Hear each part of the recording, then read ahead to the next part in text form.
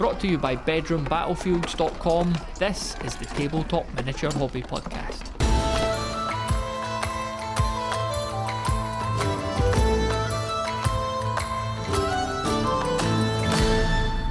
Hello and welcome to the Tabletop Miniature Hobby Podcast. It's Matthew with you here. And if you're listening around the time of release, we are in January 2026, so a very happy new year if you're listening in the present day. 30 years since the release of Warhammer Fantasy Battles 5th edition, as far as I could see. 30 years since 1996. Instead of 2026, let's just refer to this as 1996 plus 30. And of course, because it's the start not just of a new year, but the start of a new month, it's time for one of our hobby update episodes. So I'm really glad to say that we got a lot of good clips submitted throughout the month of December, and we're going to get into those right now and just find out what everyone's been up to. Good day, Matthew, and the rest of the Bedroom Battlefields crowd. This is Josh in Massachusetts, calling in for the December update. I think I missed the November response. So going back to October, I'm still working on my Conquest. I have my Nords, looking for some love and some more paint. But unfortunately, I have reached over and picked up some of the new Reaver Courts, which are their wood elves with weird mutations army that I'm looking to get on the table hopefully this month and use some of my hobby time over the holidays to assemble. For Mantic games, I'm still playing the Plague in Warpath, and that's going really well. I'm just about ready to switch over to the Assyrians as my next project. So really enjoying that game from Mantic. And then coming up in the end of January, we have a local convention in Rhode Island called Captain Con. I'll be TOing some Conquest there, but I'm really looking forward to doing a few small games, including Relic Blade by Sean Sutter. I picked up some new models for that, as well as Blackout, the little modern or near future skirmish game with only 8 to 12 models per side, as well as been distracted a little bit by card games. Ashes Ascendancy just dropped from Kickstarter, as well as I've been playing some Star Wars Unlimited. So my hobby time has been divided a little bit more between card games and miniature games, which has resulted in a little bit less paint on the models. But I'm trying to not stress about that. It's a hobby. The enjoyment factor should be whatever we're enjoying at that time. And instead of stressing about unfinished models, I'm enjoying learning new games, learning new rules. I'm looking forward to putting some of these games on the table at the convention at the end of January. Hope everybody has a good holiday and look forward to hearing everyone else's responses. Thank you. Hi, Matthew. It's Rob here. A strange thing happened this morning. I went out the front of the house to water my sunflowers, and I found a note pinned to my front door with a small knife. It was written in a childlike scrawl, but as best as I could decipher it, this is what it said. Pay us the sum of $1 million in unmarked notes. Otherwise, we will build an 8-foot by 5-foot gaming table.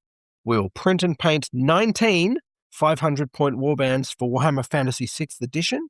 We will work our way through the official Games Workshop campaign books up until the end times without changing rules from 6th edition. We are a small group of friends who are keen to help with the painting and the playing as we escalate from 500 points to who knows how many by the end times. We are serious. No cops.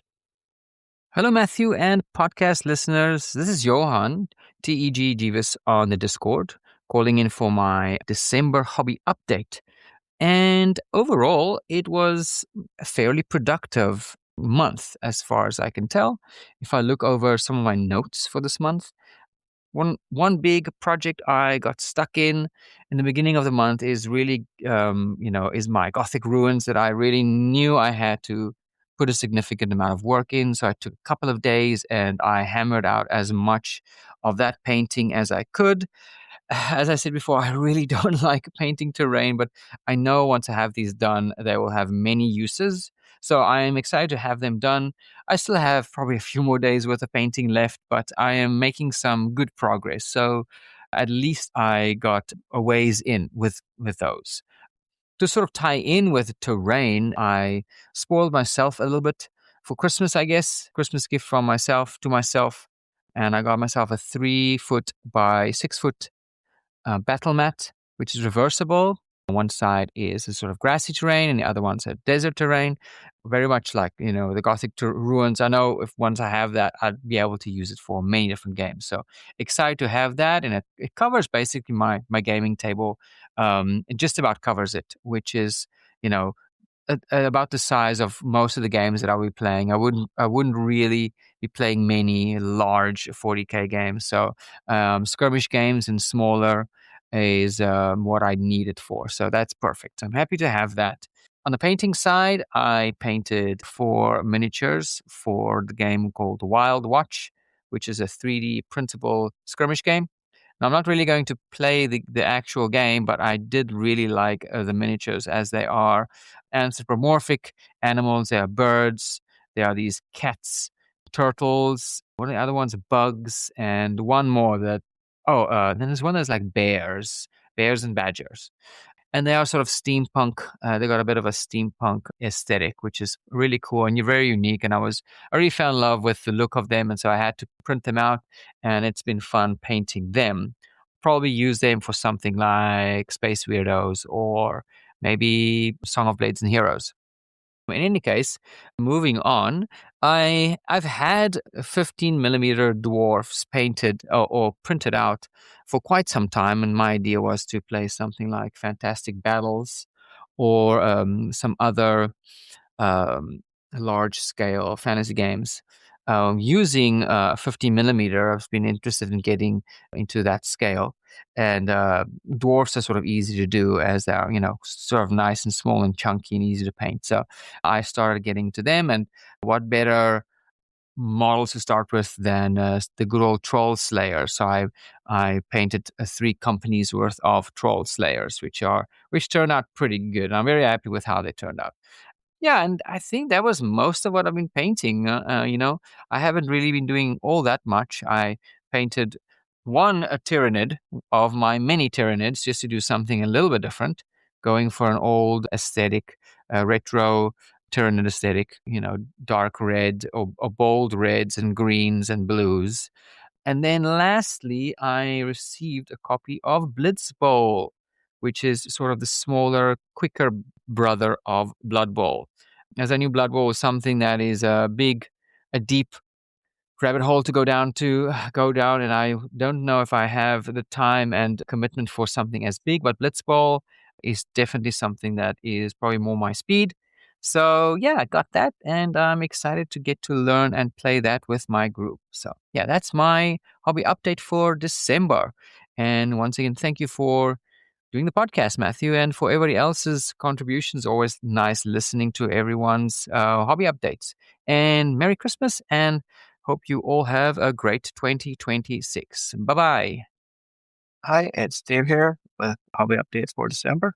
So the Christmas haul has included a good lot of Lord of the Rings minis. So we'll be looking at doing our Taking the Hobbits to Isengard campaign. They'll just make up as we go along. Into the next year then, we have also expanded our Warhammer Fantasy Battle Dwarfs with a couple of handy units just for filling out the core troops, and that's looking like a usable force now. I've also bit the bullet and gone for some new rules for Old World, mostly just to play with some of the guys down in the club that have Old World armies on the go. So hopefully it's not a great deal of difference to what we're used to, but we'll have a go at that and see how it goes. But I think it's mostly going to be Lord of the Rings, hopefully. Going forward, we've also got a book called One Shot Wonders, which the boys have already been getting into. It's just like a couple of RPG. It's like 100 one-shot adventures for RPGs. You can just sort of browse that for ideas, and they've been picking through those. And we've already had a wee game on the go with a battle mats book that we got as well. So looking forward to some more of those. The boys are sort of interested to see what can be mucked around with in those. So we've been enjoying some wee roleplay games. And I've also got a new microphone. So hopefully the sound quality is good. And I am looking to, I've been writing stuff for years, and I'm looking to maybe have a go at narrating some of that.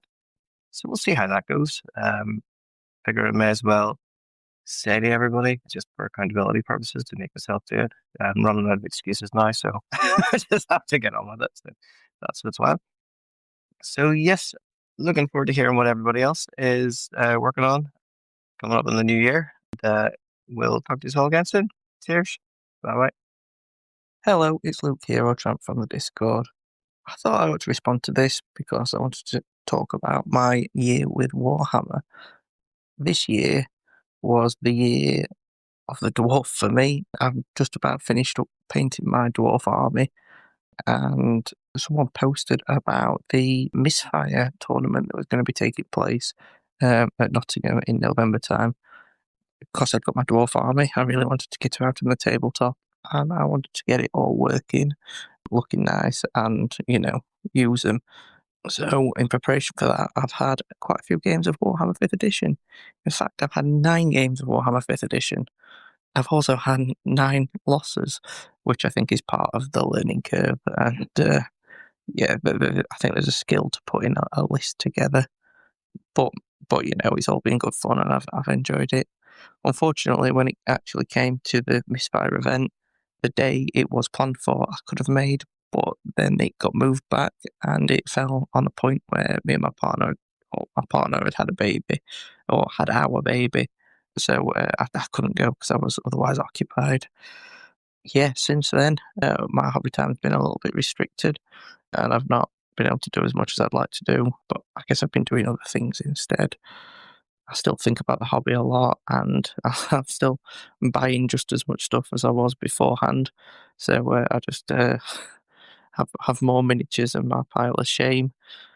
The last thing I ordered was some dwarf organ guns. I thought they'd go well in my ranks because a dwarf army needs to have some firepower, doesn't it? I say these are from a range called the Landsket, and they were from Macrocosm, who I got some Slayers from. But when I looked on the site, they were out of stock, so I messaged the owner and I spoke to him. But he was saying that he'd broke his arm earlier in this year, and he'd had to sell the molds for his range to a different company to make ends meet. So I bought them from the alternative site, but it's a shame because they seem quite good. But I think they'll fit in well to my army. Next year, I'll hope to sort of catch up with my miniatures. I'd like to finish off my dwarfs completely, and then I've got some orcs and goblins which I've been buying recently, which I'm hoping to put together something, but that'll be time permitting. Looking forward to hear what everyone else has got to say and how everyone else's year has gone. And I hope you all have a happy new year. See you later. Bye. Hi, Matthew. It's George here. George Paints on Discord and Old Hammer and Tongs over on YouTube. So the Old World Army Challenge kicks off on the 1st of January. The challenge is that you paint an army over the course of 6 months from January through to the end of June. And you're meant to do a minimum of sort of 10 models a month, around sort of 1,000, 1,500 points if you're into your points.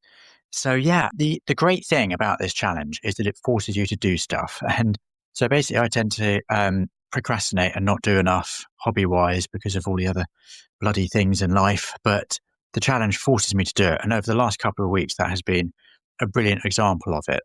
I'm working on a Rogue Trader Imperial Guard army, inspired by John Blanche's amazing artwork for that plastic box set that came out in 1989. It's just sort of rank upon rank of guardsmen marching slowly towards the enemy with banners fluttering in the wind. So yeah, working on an army based on that. I've got over 100 minis I'm planning to paint, lots and lots of plastic guardsmen, quite a few of the original Imperial Army guardsmen. I think Ali Morrison sculpted a lot of them, so they've got that brilliant kind of comic book vibe that he was really good at. Then some of the Mark Copplestone-led miniatures that came out a bit later, and he did some great guardsmen, some really good command unit figures. and a few cheeky proxies thrown in for good measure. Sassire Miniatures do some great ones. So I've been building up this army over many, many months, and it has been a bit of a brilliant community effort, because I put a shout out on one of the Oldhammer trading groups on Facebook earlier this year, and loads of people stepped up. An amazing guy, Orca, I think you pronounce it, based in the Netherlands, sent me a bunch of minis for a ridiculously reasonable price. Really lovely guy called Glyn, who it turns out lives really quite close to me in South London. He sold me a full set of 36 minis for very little, and various other people stepped up. And one of my fellow challengers, Graham, sent me several minis just a couple of weeks ago. So it's been wonderful having everyone kind of chipping in like that.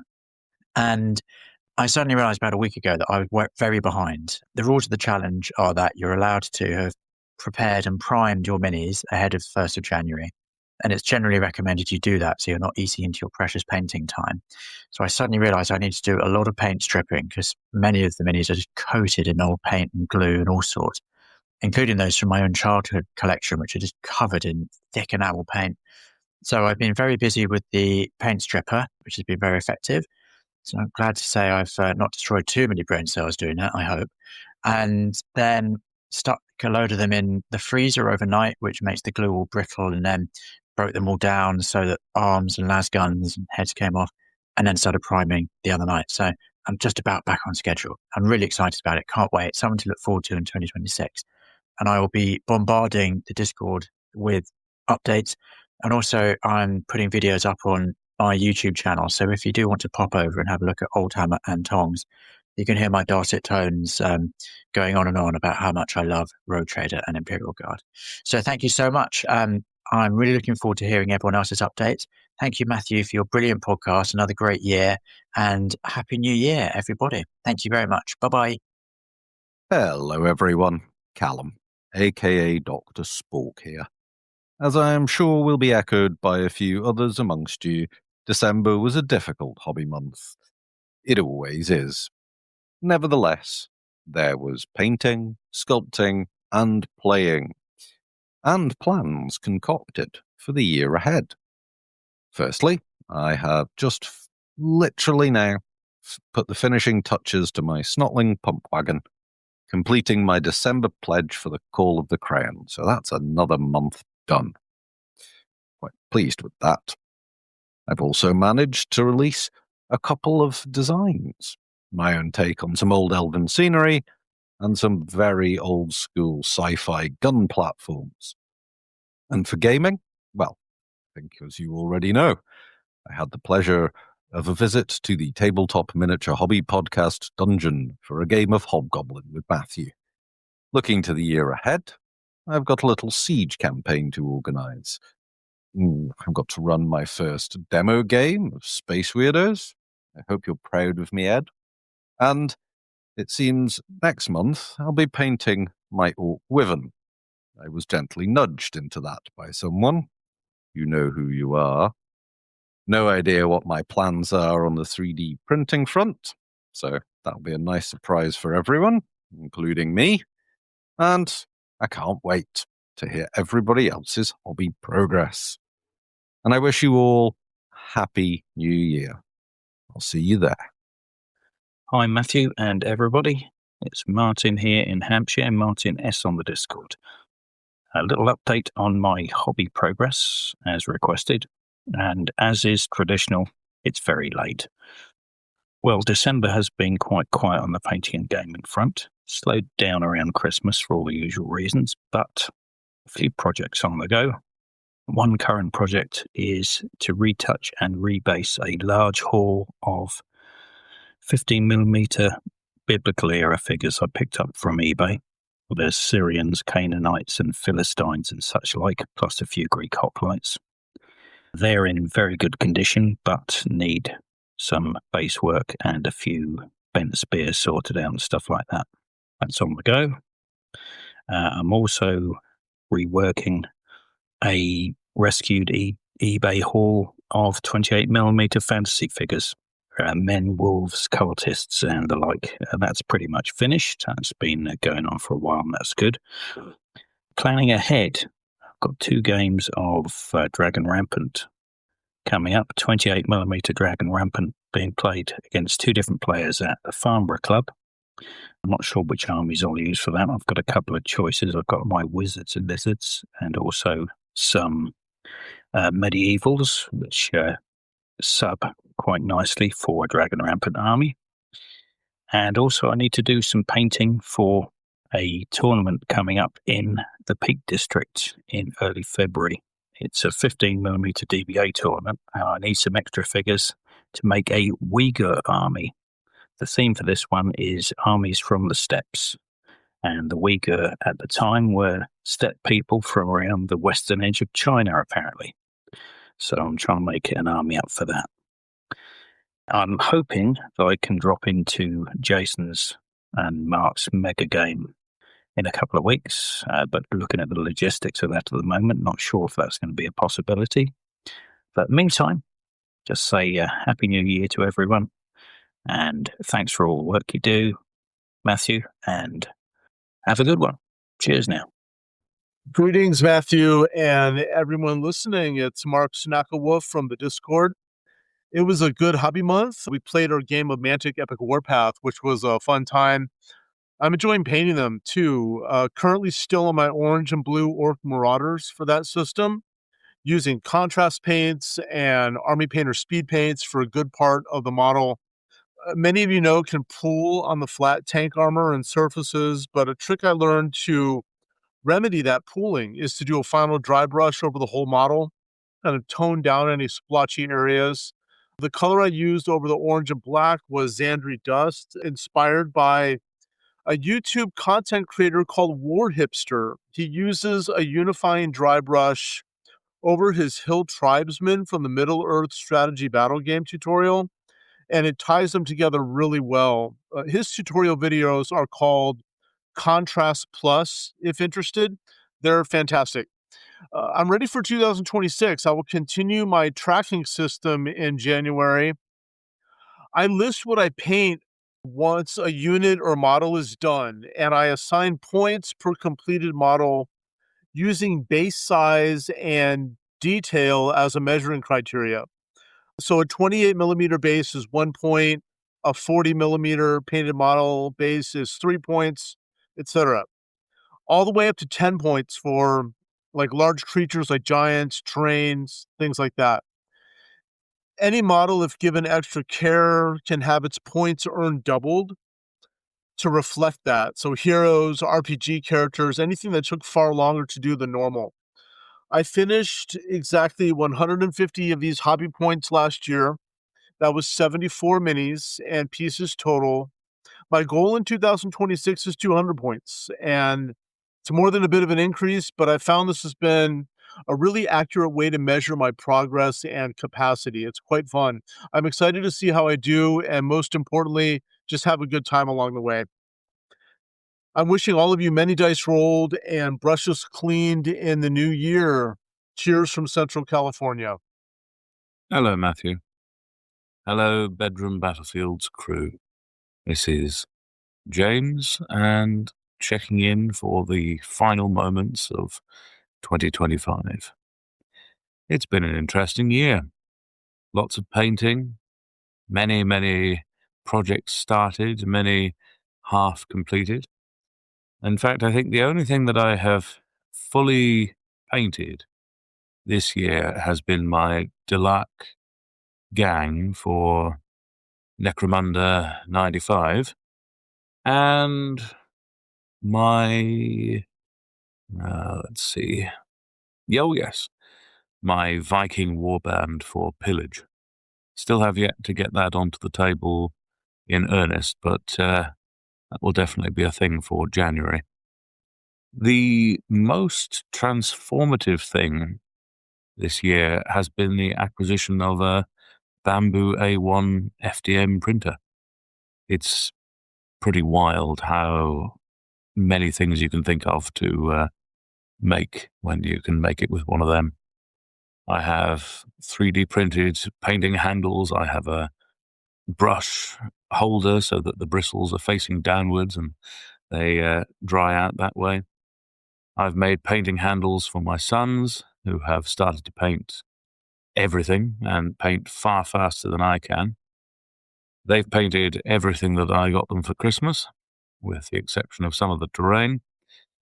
And together, the three of us, with my daughter as well, have started a little gaming club at home. We're deciding on what we're going to be prepping every month to play the following month. So this month I've been printing out tons of terrain from the excellent Hexengard range on my mini factory for Mordheim. We're going to be playing that in January. Though, I will say that the Mordheim rules might be a little bit complicated for them initially. So, we're going to be playing a bit of Mordheim, but we're also going to be playing Arkworld from Warp Miniatures, which looks fun, pretty straightforward rules-wise, and the models are fantastic. I'm painting them up right now. They meet all that I require in a model, being metal, characterful. Yeah, they're great, especially the halflings, but the vampire will serve for both Arkworld and for Mordheim, since it's an undead warband that I'll be working on. Looking forward to a new year and many new projects. We had a meeting of the game club, and next month is going to be playing Mordheim and prepping for Warhammer 40k 3rd edition. It's going to be fun. I wish you all a very happy new year and all the best. Well, hello. Happy holidays and happy new year, everybody. This is Darren Narad on the Discord, calling in from rainy California with my year 2025 wrap up. First of all, really enjoyed the podcast and the community through the year. It's been very inspiring and full of positivity. I really like it. And so what did I get done this year? Well, kind of a year of two halves. The first 6 months, I spent painting up and playing a dwarf army for Old World. I painted a whole bunch of Oathmark miniatures, about 80 or so, for an Escalation League at a local club store. And so I got a taste of playing Warhammer, finally. First time in my life, really. About, half a dozen or more games. Discovering that it's kind of a bit tedious for me. I don't really like the game that much. But I love painting all these miniatures. I ended up with, looks like about 80-ish soldiers. I painted up like the Old World Dwarf King on the shield. And also I ended up with I ended up doing some artillery for the first time. I ended up with recently painted, got a couple cannons. I've got 3 ballista, 2 catapults now, another third one unpainted. Anyway, so that's pretty good. Also painted up a brick of Oathmark elf soldiers, some elf archers, finished some really old Warhammer Seaguard, Elven Seaguard, Oathmark goblins, about 15 of those, and then some very smattering of things, some stuff for the Dungeon Saga board game and other board games. And a couple of fun things. Probably my highlight was painting up a big squig with a goblin on it. Like there's a Warhammer model that was really cool, and I watched like a Monument Hobbies how to blend video, and then did that with the squig with pink, kind of purple and pink, and I really love how it came out.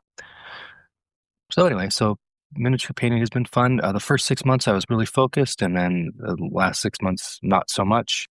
I slowed down my painting a lot and didn't really have a mission anymore, a goal.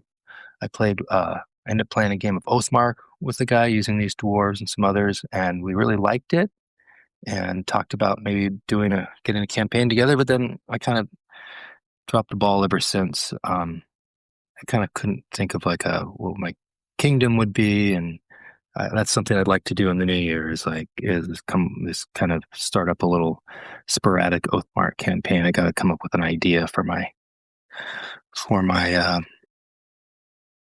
kingdom, and then that'll help plan what I want to paint in the new year. Yeah, that's a little bit of just a thing. I've just been very unfocused.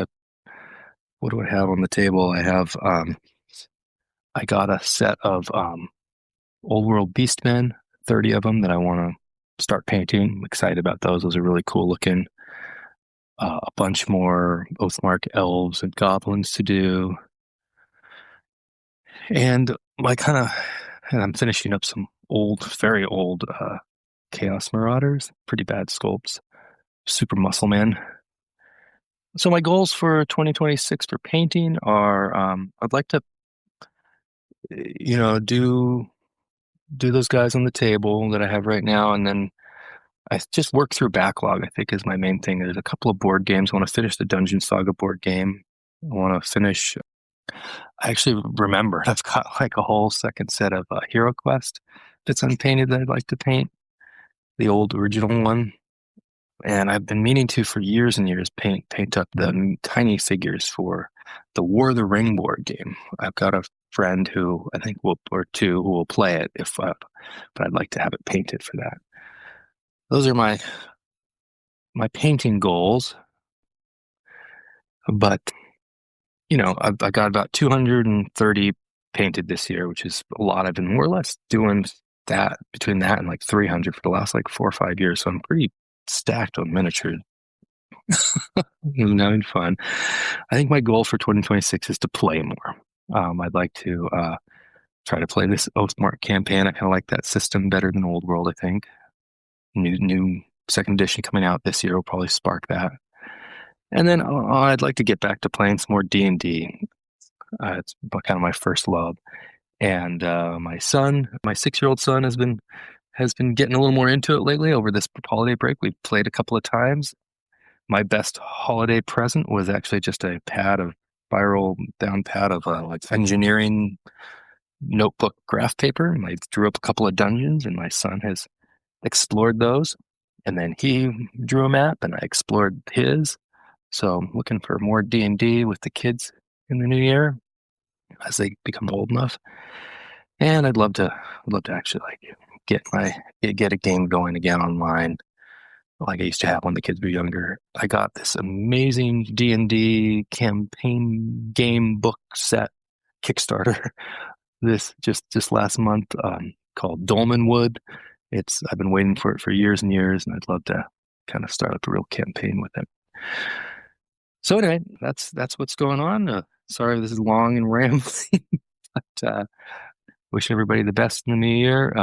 Keep on trucking with all that stuff, and keep painting. And thanks, Matthew, for setting all this up and continuing the thoroughly enjoyable podcast. Cheers. Hello, everybody. This is Stuart from Hampshire calling with my hobby update for the month. Not much gaming has happened for me this month. I managed to fit in a game of Frostgrave with my good friend Joel. We did a scenario which involves climbing up a pyramid, which meant that I got to get out some really good terrain that I bought recently from Crooked Dice. They kind of look like Tetris blocks. They're supposed to be dungeon walls, and they can be fitted together to create like a pyramid for this scenario, or for generic sort of risers for buildings when you want a bit more 3D to a battlefield, like in Mordheim or something like that. So I'm looking forward to using those more and more. In terms of hobbying, I've got 5 miniatures painted this month. Chaos Knights Cavalry, as part of an Oldhammer Chaos Warriors project, as part of the Call of the Crown Challenge, which I know lots of you are participating in. I'm always really, really interested to see what people do for that every month. My army is a Chaos Warriors army. What I'm trying to do is paint every miniature in the army different from the one standing next to it, which started as a fantastic idea. I think I've massively underestimated how much time it takes, but it's still very enjoyable. I really enjoy to do the best job that I can with it, and I've really appreciated lots of encouragement from people online as well. I think that external validity is very important to me, and this is the first time that I've done a kind of paint an army, pledge a unit per month challenge, and it's been fantastic for my output, and I expect I'll carry on doing them after this. As for this army, why did I choose to do cavalry chaos? The inspiration came about from summer when I attended Bring Out Your Lead, and they came to see all of those beautiful display miniatures. That will continue this month with a unit of demons, Bloodletters of Khorne, the old big beefy 2000 ones, the ones that look a bit like Satan from South Park. So I'm looking forward to painting them, although they're all going to be the same colour, so that'll be a nice change of pace. I've also got a big ugly lump of lead to paint, which I'm aiming to get done in time for Jason's big narrative game in January, which I'm really looking forward to. There's a big Trish Carden Manticore. I'll probably overestimate its effectiveness on the battlefield. It's the curse of the newly painted miniature, isn't it? You put time and effort into painting it, and then it gets nailed by a cannon in the first round. So, looking forward to that, and I'm looking forward to hearing about everybody else's hobby progress as well. Thanks a lot for the podcast, Matthew. It's one of my favourites. Happy New Year, everybody. Massive thanks to everyone who submitted a clip throughout the month of December, and if you want to get your clip in towards the end of this month, January 2026, or any month for that matter, you could do so by heading over to bedroombattlefields.com/voicemail. That's bedroombattlefields.com/voicemail. There's a wee record button there. You could record your clip directly on the website, or there's also details on how to email it to me as well.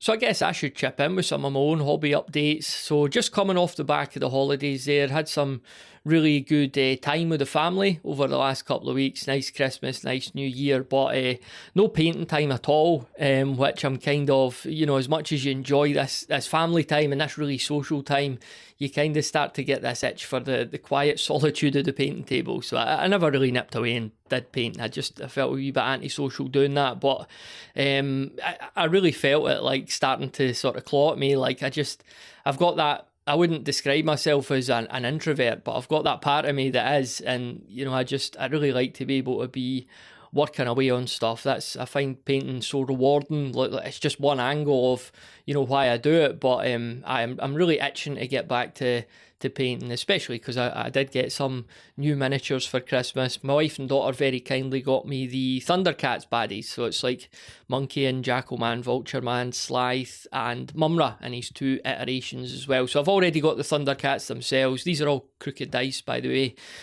So I've now got the bad guys ready to go, and I'm going to get these 2 warbands together, and I'm looking at open combat, which is a rule system I really like. So I'm going to start up the 2 warbands and get a couple of wee games of open combat as soon as I've got them all painted up. But before I get to those, I've got my Human Blood Bowl team to finish, so I would say that's about 60% done.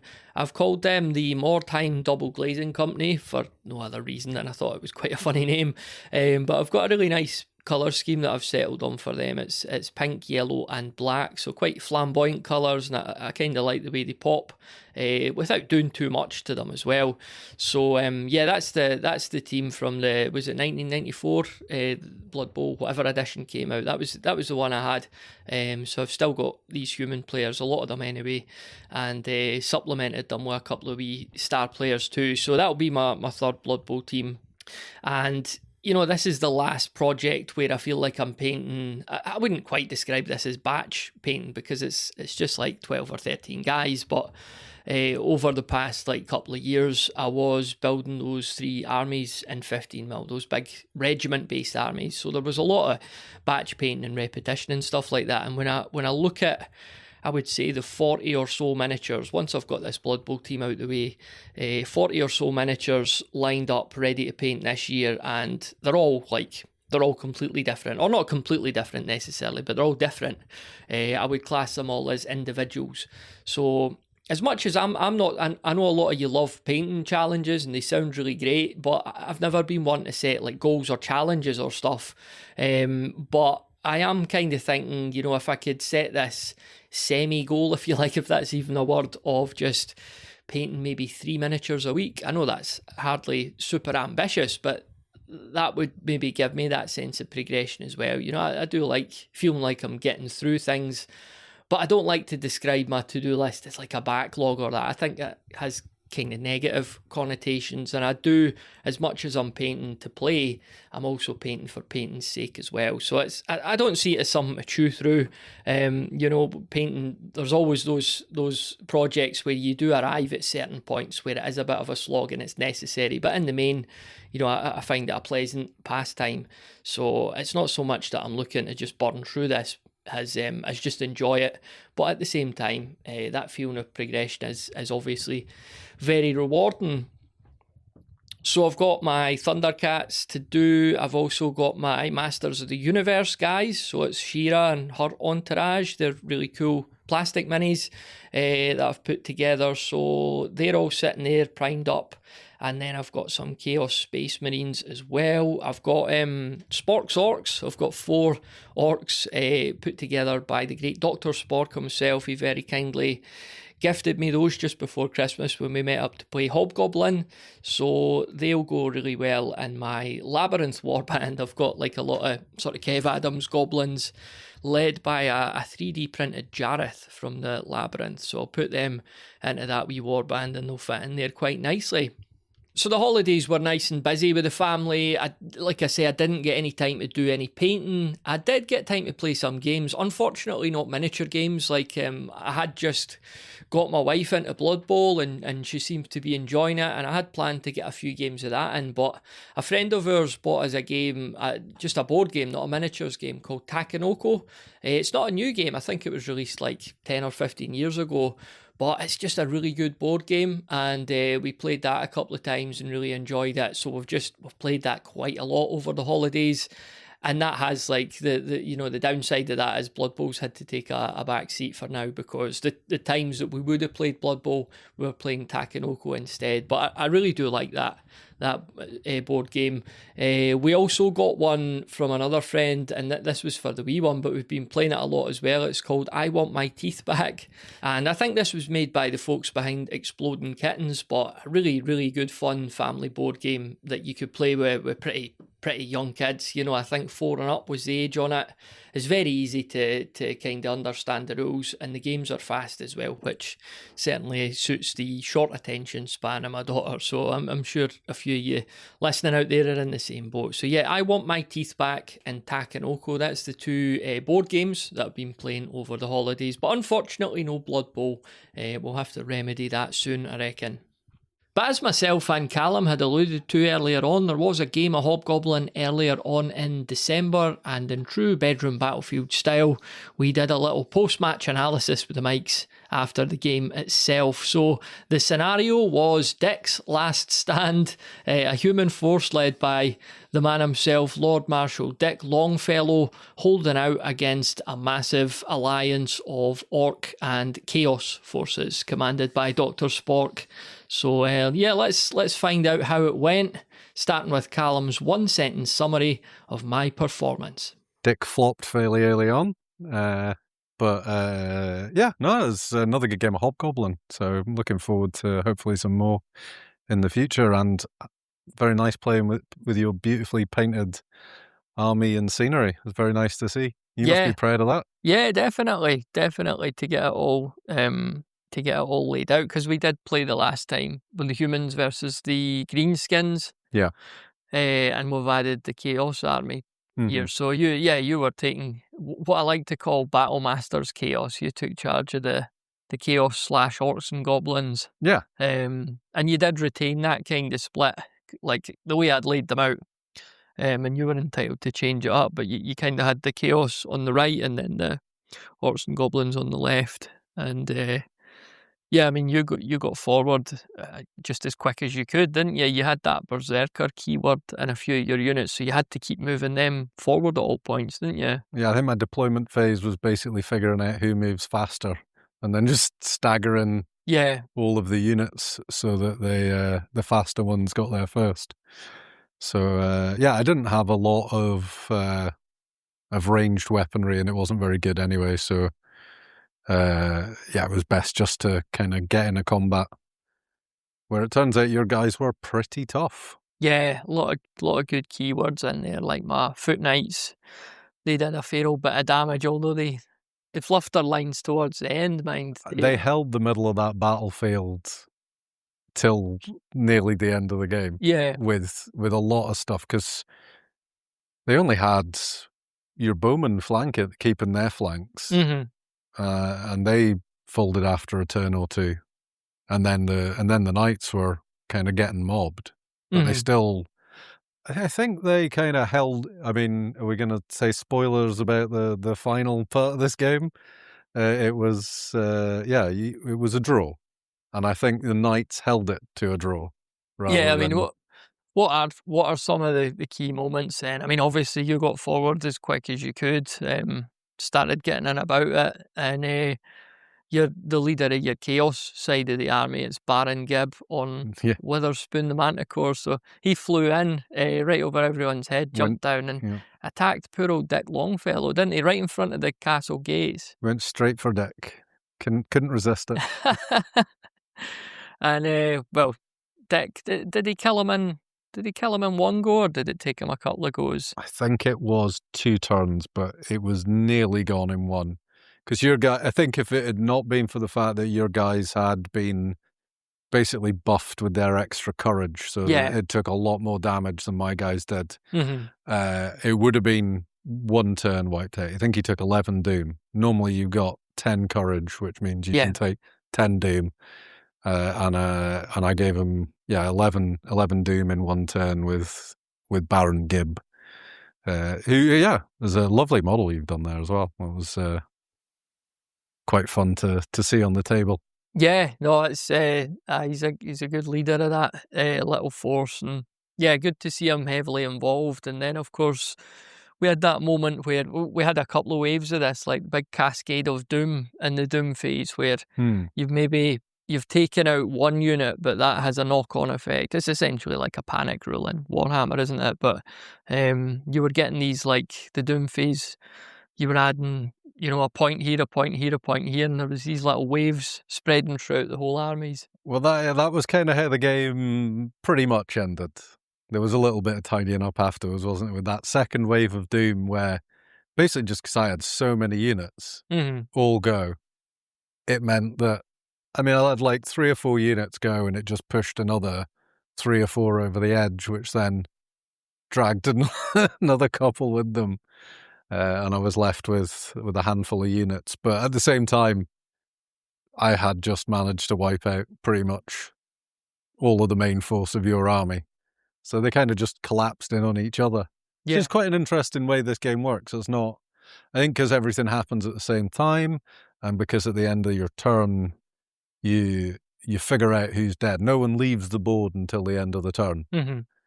Yeah, I do like that, because you get, if it's not your initiative, you might get a lot of guys killed, but they're still going to have the chance to reply before they get removed.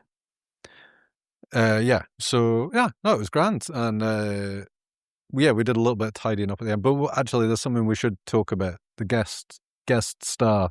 Yeah, so I had 9 units in total. So I think we agreed that once I went under 50%, we would introduce reinforcements in the shape of Giant Jeff. So we're playing in 15 mil scale. So I've got my Jeff Wizard in 28. So he walked through the gate and went straight for the Baron, didn't he? He did, yeah. The Baron standing over the corpse of Dick Longfellow. Stiff Dick, like.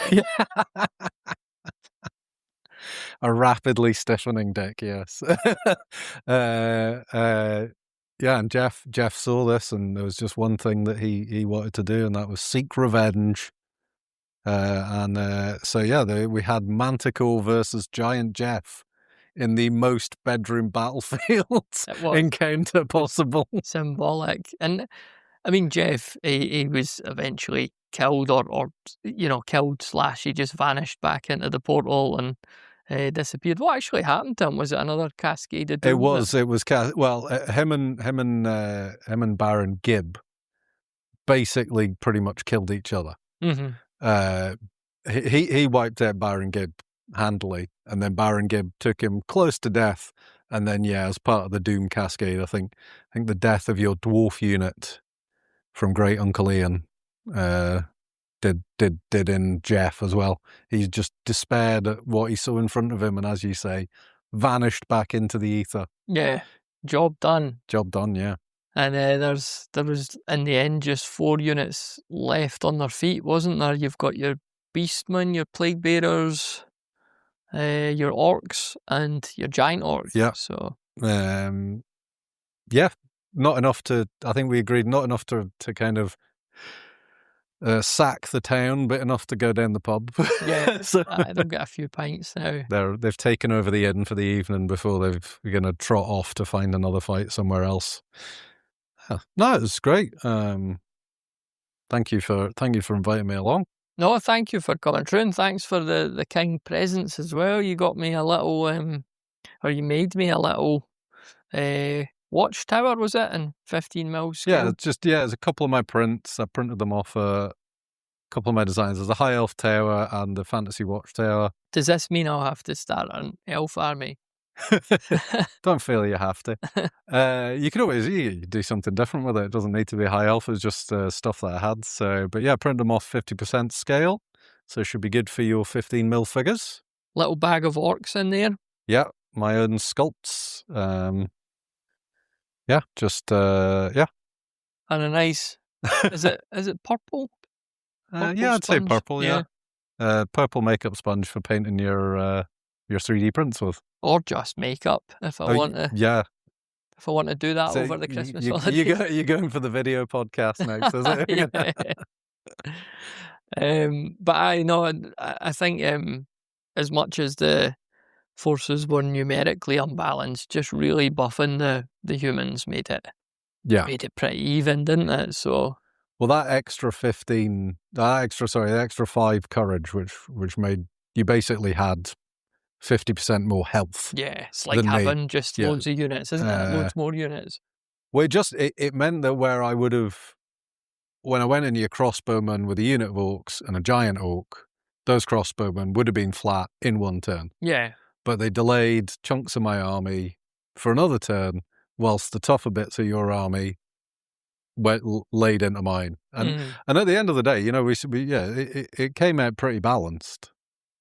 There wasn't a lot of my army left after I'd wiped yours out. Mm-hmm. And I think maybe, we talked about this during replay, that maybe your knights got a bit distracted trying to come round the back of my army. Yeah, definitely. Whereas actually they were doing once they got into combat, they were doing some brutal damage. Mm-hmm. And I think maybe if they just kind of cut into the flank straight away, you might have actually kind of turned the tide.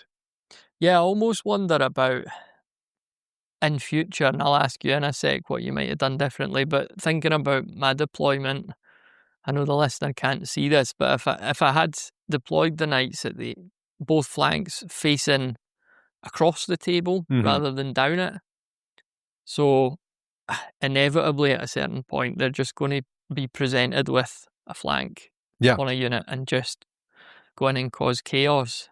And with the rules, it's actually difficult to deal with a unit on your flank because knocks your courage down, doesn't it?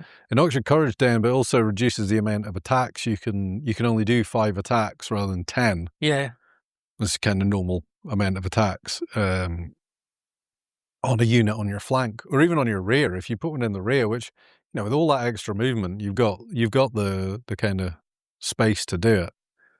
So.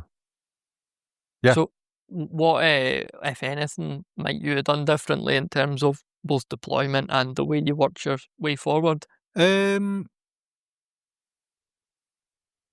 was a bit of a guddle in the middle because I had so many units that they kind of, as soon as they hit into your front line, it was then trying to kind of, I spent like my plague bearers and my general, grab him.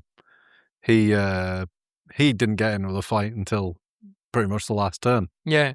And so, there was units that didn't get utilized properly where they could have been just because there wasn't space for them. So it would be just thinking a bit more about where I'm putting things and moving things. Like my Beastman cavalry got caught up, and because they had the Berserk one, if they're not charging around the place, then they take damage, basically. So, yeah, they took 3. And that would have made a difference at the end of that cascade. Because if they'd still had that 3 damage, they wouldn't have died. And the cascade wouldn't have happened in the same way. It's lots of little things. If things just change a little bit, the game can go a very different way with this game. But at the same time, it seems to be we've only played a couple of games, but it seems to be really nicely balanced. Yeah, I like it. What about you then? What would you have done differently? I'd maybe have got myself into more of a tortoise shell around that middle. Definitely would have used my knights more effectively. Like you're saying, I was trying to get away into your half and turn round the back and back again, and that's, you're kind of wasting time. But yeah, I might have got tighter at that wall, bought myself a bit more time, maybe an extra shooting phase without any close combat. But yeah, with that said, like with the power of those foot knights and even the dwarfs, it made sense to get them stuck in as soon as possible, because they did a fair bit of damage. So I also mistakenly left Dick Longfellow and Grabham as light cavalry, which was a faux pas on my part. I think they would have been better as heavy just because they were the bosses. But yeah, it'd be good to make them a bit tougher. I think that's probably they were why both he got easily killed, weren't they? Yeah. They both pretty much got one round of combat against tough opponents, but So yeah, I think maybe buffing them a bit more. You don't necessarily need to make them tougher in a fight, but make them less easy to actually kill. Yeah. You don't need to make them particularly vicious, because in theory, I suppose Grabham might be, because he's an Orc War boss, whereas Dick Longfellow is probably just some posh git. Yeah, well, he was. If you're one of those kind-hearted people who tips their servers, taxi drivers and bar staff, how about tipping your favourite podcaster too? And if you've any money left after that, how about tipping me? If you appreciate the work that goes into putting this show together, or if this episode's simply helping you to pass the time whilst you work, drive or paint, then you could leave a little something by going to bedroombattlefields.com/tip. That's bedroombattlefields.com/TIP. And now, back to the show. Huge thanks to Callum for coming through. I really enjoyed that game of Hobgoblin, and I'm looking forward to the next one. There's lots of pictures of the battle. I've put them up on Bedroom Battlefield, so I'll put a link to that in the show notes and you could check them out yourself. I'll also be sticking a wee video on YouTube showing off that tower that I got from Callum, that really cool Oldhammer tower. I've painted that up now, so it's a nice centrepiece for the battlefield. And I've created some Doom markers for Hobgoblin as well, so I'm going to post a link to the video just showing them off. They're very, very simple wee things, just basically a ball of air-drying clay with a cocktail stick and a label in it. They look like wee flags, but I really like the way they look overall, rather than like we're just lying dice on the table as it is, and they end up getting mixed up with the dice you're rolling, and it doesn't look aesthetically very good, having all those D12s and D20s strewn all over the table. So yeah, some new Doom/wound markers for Hobgoblin as well. I'll put a link in the show notes as soon as that video goes live.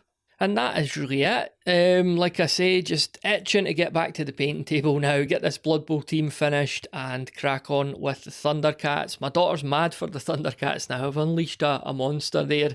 I showed her the DVD box set about 6 months ago, and she's never stopped watching it since. So big Thundercats fan. I did a bit of digging online, and it looks like there's a film rumoured to be, like a live action film rumoured to be in development, but I couldn't really find any more than that. So, I mean, if the stars aligned and we got some blockbuster Thundercats film in the summer of 2026, that would be perfect. But if not, I'll be resorting to homemade costumes and 3D prints and expensive eBay purchases. So yeah, Thundercats ho and all that. And that is it for this episode of the Tabletop Miniature Hobby Podcast. Just one more time, if you want to submit a clip for what you're up to in January, head on over to bedroombattlefields.com/voicemail and record it in there. And yeah, that is it. Thanks as always for listening. I really do appreciate it. Make sure you're subscribed or following on whatever app you use to consume the show. And we'll catch up again on the next one.